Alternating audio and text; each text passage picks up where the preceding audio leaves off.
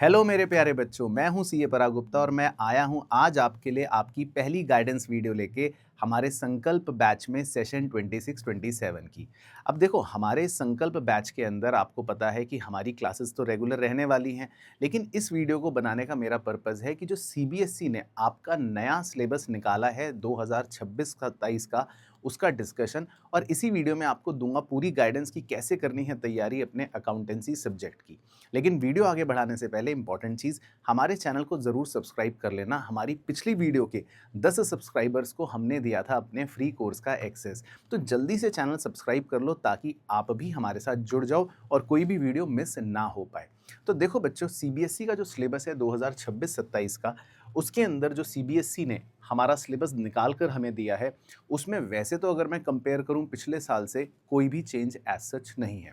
फटाफट से अगर आपको दिखाऊं, जो हमारी फर्स्ट बुक होती है जिसको हम अकाउंटिंग फॉर पार्टनरशिप फर्म्स बोलते हैं, उसकी वेटेज वही अगेन 36 मार्क्स की ही है। उसके बाद जो हमारी सेकंड बुक होती है जिसमें हमें कंपनीज की अकाउंटिंग पढ़नी है, वो भी हमारी सेम 24 मार्क्स की है। तो आप ऐसा समझ लो कि सबसे इंपॉर्टेंट हमारी फर्स्ट बुक है जो सबसे ज़्यादा वेटेज रखती है, और जो हमारी सेकंड बुक है वो 24 मार्क्स की है जिसमें सिर्फ हमें 2 चैप्टर्स पढ़ने पड़ते हैं। उसके बाद जो हमारी थर्ड बुक होती है, जिसके अंदर टोटल वेटेज तो 20 मार्क्स की है, लेकिन उसमें छोटे-छोटे आपको टोटल 5 चैप्टर्स पढ़ने पड़ते हैं।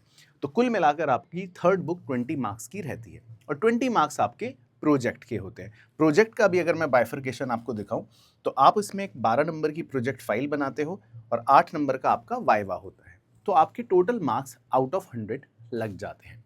लेकिन चैप्टर्स की फटाफट फटाफट से आपको लिस्ट अगर मैं दिखाऊं, तो इसके अंदर आपके सारे चैप्टर्स बिल्कुल पुराने ही साल की तरह सेम है, कहीं कोई मेजर चेंज है नहीं। आप जो पहली बुक पढ़ोगे पार्टनरशिप वाली, जो 36 मार्क्स की रहेगी, उसमें कुल मिलाकर आपको 8 नए-नए टॉपिक्स, नए-नए चीज़ें पढ़ने पड़ेंगे, जो क्लास 11th से वैसे बिल्कुल भी रिलेटेड नहीं होंगे। तो एक तरह से आपको सब कुछ नया ही पढ़ना है। तो ये उन बच्चों के लिए अच्छा है जो डरते हैं कि सर 11th का कॉन्सेप्ट कुछ वीक है, तो कहीं उसका कोई यूज़ तो नहीं होगा। बिल्कुल यूज़ नहीं होगा। आपको यहाँ पर जो 36 मार्क्स के लिए पढ़ाई करनी है, वो बिल्कुल नई रहने वाली है। इनकी डिटेल पढ़ने का भी कोई फ़ायदा नहीं है क्योंकि वो हम धीरे-धीरे ऑलरेडी सारे चैप्टर्स कवर कर लेंगे। इसी तरह जो आपकी सेकंड बुक होती है, अकाउंटिंग फॉर कंपनीज, अब ये आपकी सेकंड मोस्ट इंपॉर्टेंट बुक है क्योंकि इसकी वेटेज है 24 मार्क्स और इसमें आपको 2 ही चैप्टर्स पढ़ने पड़ते हैं, पर वो 2 चैप्टर्स थोड़े से बड़े होते हैं क्योंकि तभी वो उनकी वेटेज 24 मार्क्स की यहाँ पर आपको दे रखी है। उसके बाद जो आपकी थर्ड बुक है, जिसको हम फाइनेंशियल स्टेटमेंट एनालिसिस बोलते हैं, इसमें आपको छोटे-छोटे शुरू के 2-3 चैप्टर पढ़ने हैं और 2 थोड़े से मीडियोकर, कुल मिलाकर 5 चैप्टर्स आपको इसमें पढ़ने हैं। ये आपकी 20 नंबर की बुक रहने वाली है। अच्छा, यहाँ पर सीबीएसई ने आपको सिलेबस के बाद पेपर का पैटर्न भी बता रखा है। ये प्रोजेक्ट वर्क है जो आप बना सकते हो, जो आपको स्कूल वाले आपको गाइड कर देंगे। अब यहाँ पर एक पेपर का पैटर्न भी आपको बता रखा है, जो मैं आपको दिखा देता हूँ, एक आइडिया हो जाएगा कि देखो 2026-27 का जो पेपर है, उसका पेपर पैटर्न आप फटाफट से एक बार जस्ट नज़र मारोगे, तो आपको यहाँ दिखेगा 32 मार्क्स के जो क्वेश्चंस आने वाले हैं, वो अंडरस्टैंडिंग और रिमेंबरिंग बेस्ड होते हैं। मतलब जिसको आप बोल सकते हो एक तरह से डायरेक्ट इजी क्वेश्चन आते हैं अकाउंटिंग में। उसके बाद जो 24 मार्क्स के क्वेश्चन आते हैं, वो आपके आते हैं अप्लाइंग, जिसमें आपको प्रॉब्लम सॉल्व करनी है। लेकिन जो ये रिमेनिंग 24 मार्क्स के क्वेश्चन आएंगे, वो आप कह सकते हो थोड़े से ट्रिकी होते हैं।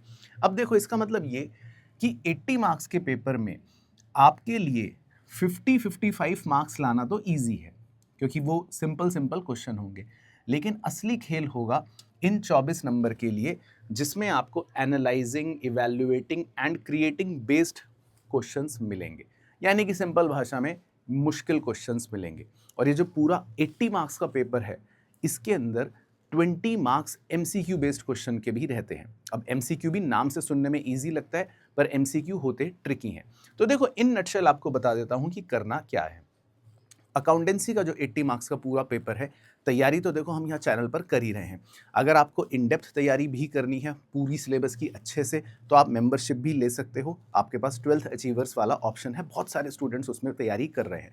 इसके अलावा हमारी लाइव क्लासेस भी परिवर्तन बैच के अंदर चल रही है। पॉइंट ये है कि आप कहीं से भी पढ़ाई करो, पर अकाउंटेंसी में एक चीज़ इंपॉर्टेंट है, स्पीड गेम है और कॉन्सेप्ट बिल्डिंग बहुत इंपॉर्टेंट है। कॉन्सेप्ट्स पे कॉम्प्रोमाइज़ बिल्कुल मत करना और स्पीड का ध्यान रखना है साथ साथ। कई बार बच्चे क्या करते हैं, प्रेजेंटेशन को कॉम्प्रोमाइज़ करके सिर्फ क्वेश्चन सॉल्व करते हैं, पर बोर्ड्स एग्जाम में फिर आपका पेपर छूट जाएगा।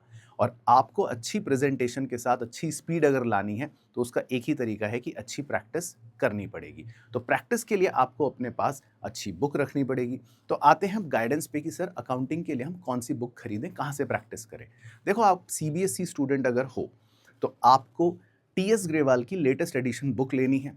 अगर आप वो नहीं लेते, आपके स्कूल में दूसरी बुक चल रही है, तो आप डीके गोयल सर की भी लेटेस्ट एडिशन की बुक ले सकते हो। दोनों ही बुक्स के अंदर एक बड़ा सिंपल सा मॉडल होता है। आपको सॉल्व्ड इलस्ट्रेशन मिलेंगे, उसके बाद एक्सरसाइज के क्वेश्चंस मिलेंगे जिसमें एमसीक्यू भी होता है, रीजन असर्शन भी होता है, मिसिंग क्वेश्चंस भी होते हैं, केस बेस्ड क्वेश्चंस भी होते हैं। अब जितने भी सॉल्व्ड क्वेश्चंस हैं वो आप अपने आप सॉल्व कर सकते हो, देख सकते हो, प्रैक्टिस कर सकते हो। आपका घर का होमवर्क यही है। बाकी संकल्प बैच के अंदर मैं तो यूट्यूब पर आपको कॉन्सेप्ट्स कराऊंगा ही, आपको क्वेश्चंस अपनी तरफ से करवाऊंगा ही, बट स्टिल अकाउंटिंग क्योंकि बड़ा पेपर है तो अच्छे क्वेश्चंस प्रैक्टिस करने के लिए आप इन दोनों बुक्स को अच्छे से प्रैक्टिस कर सकते हो। इन दोनों में से मेरा मतलब है कोई भी एक बुक को भी अच्छे से प्रैक्टिस कर सकते हो तो आपके 100% मार्क्स आ सकते हैं।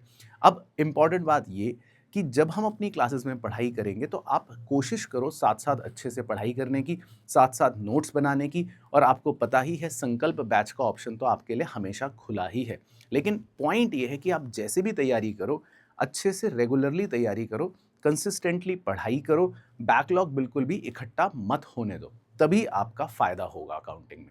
तो ये एक छोटी सी वीडियो थी हमारे प्यारे क्लास 12 स्टूडेंट्स के लिए। अगली वीडियो भी आपके लिए लेकर आऊँगा जिसमें आपको अकाउंटिंग की और एक बारीकी बताऊँगा और एक स्ट्रेटेजी बताऊँगा। और अपनी क्लासेस को जल्दी से फॉलो करते रहना, कोई भी लेक्चर छोड़ना मत और कोई भी बैकलॉग इकट्ठा मत होने देना। बाकी वीडियो शेयर कर देना अपने दोस्तों के साथ। मिलता हूँ आपसे नेक्स्ट वीडियो में।